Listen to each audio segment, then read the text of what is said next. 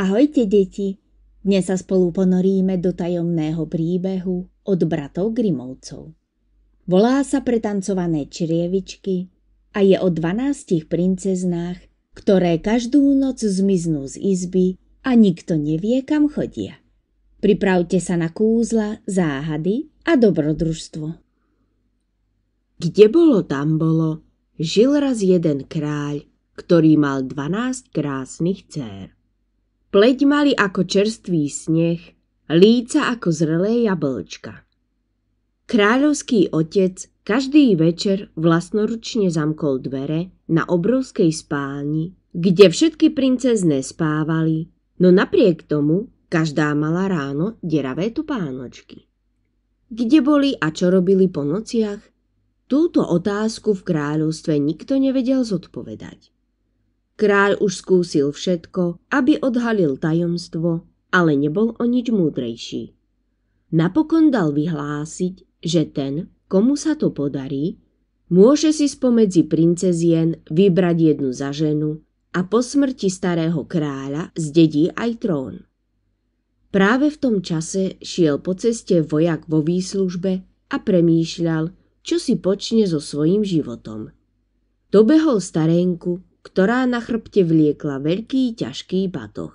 Dali sa do reči a keďže šli rovnakým smerom, vojak zobral batoh, aby si trochu odýchla. Cestou preberali záležitosti sveta. Naraz cestí starenka zastala. Ja pôjdem týmto smerom. Ty pôjdeš kadiaľ, syn môj. Čo si počneš? Spýtala sa vojaka. Idem do kráľovského mesta. Hádam sa tam pre mňa nejaká práca nájde, odvetil. Keby som však vedel, kde sa princezné túlajú po nociach, nikdy viac by som nemal starosti, vzdychol si. To preca nie je nič ťažké, len dobre počúvaj, čo ti poviem. Večerne vypí víno, ktoré ti prinesie niektorá princezná, a potom maj oči otvorené, povedala starenka a z batoha vytiahla akýsi plášť. Vezmi si tento plášť. Keď si ho prehodíš cez seba, staneš sa neviditeľný a môžeš sa vykradnúť za princeznami. Zakývala prekvapenému vojakovi na pozdrav a čoskoro sa mu na lesnej ceste stratila z dohľadu. Vojak sa zamyslel. Veď nemám čo stratiť, na najvýš tak svoju hlavu. Zajtra veru skúsim šťastie. Na druhý deň ráno navštívil kráľa. V paláci ho srdečne privítali, ponúkli dobrým jedlom a nápojmi, obliekli do drahých šiat. Keď nastal večer, kráľ mu ukázal jeho posteľ. Práve sa chystal spať, keď sa objavila jedna z princezien. Doniesla som ti krčach sladkého vína. Vypij ho na naše zdravie, milo nabádala vojaka. Ten si vzal od nej krčach a na dúšok ho vyprázdnil. Teda to si myslela kráľová dcéra. Lenže náš vojak veru nepadol na hlavu a život mu bol veľmi milý. Preto si ešte pred večerom uviazal pod bradu špongiu a na ňu vylial víno. Potom si ľahol do postele a tváril sa, ako by hlboko spal. Ešte aj pochrapkával. Princezné čakali len na túto chvíľu. Vyskočili z postelí, obliekli sa do krásnych šiat a obuli si hodvábne črievičky.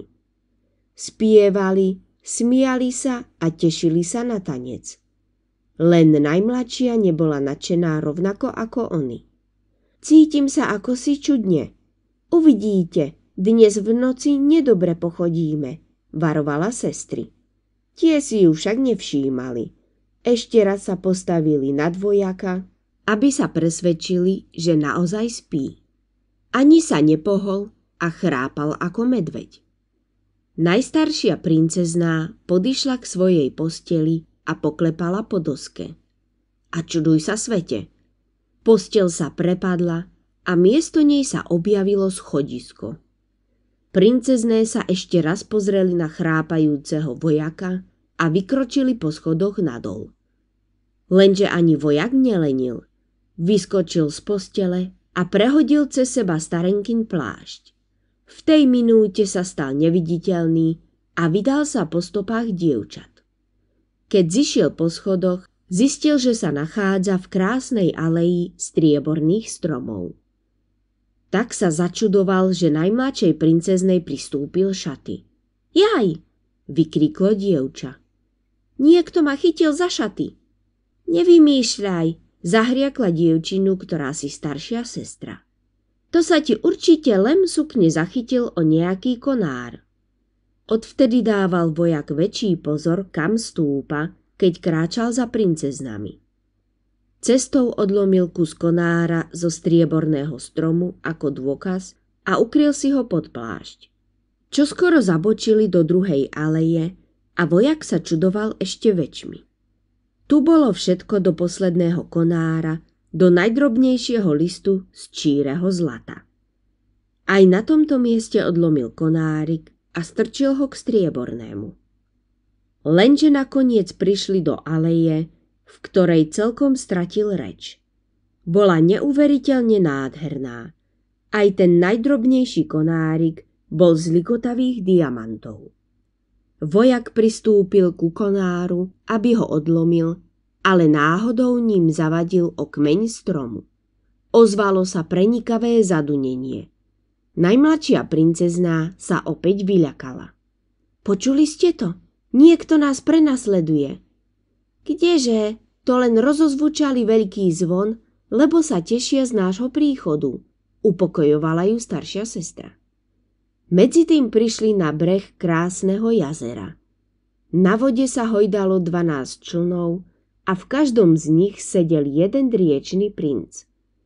Princezné rýchlo nastúpili, ale ani vojak nezaváhal a skočil do člna k najmladšej princeznej.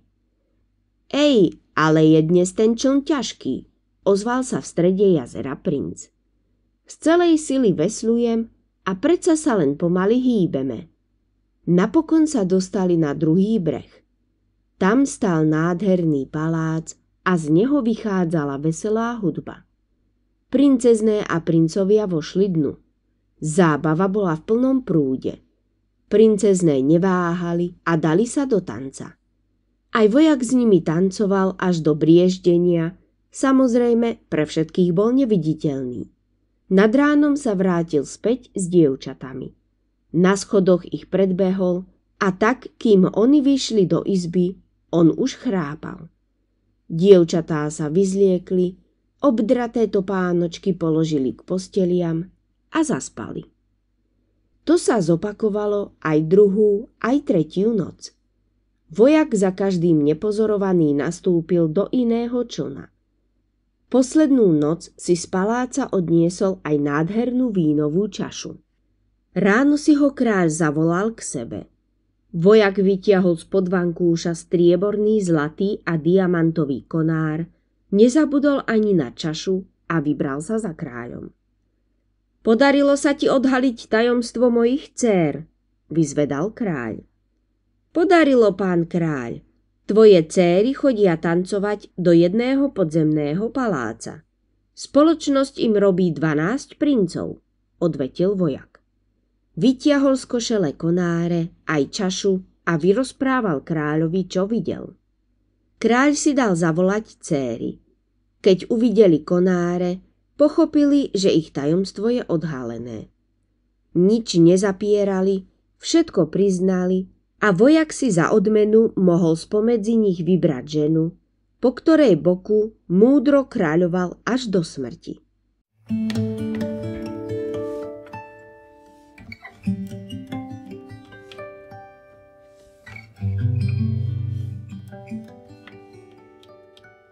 Ďakujem, že ste si vypočuli túto rozprávku.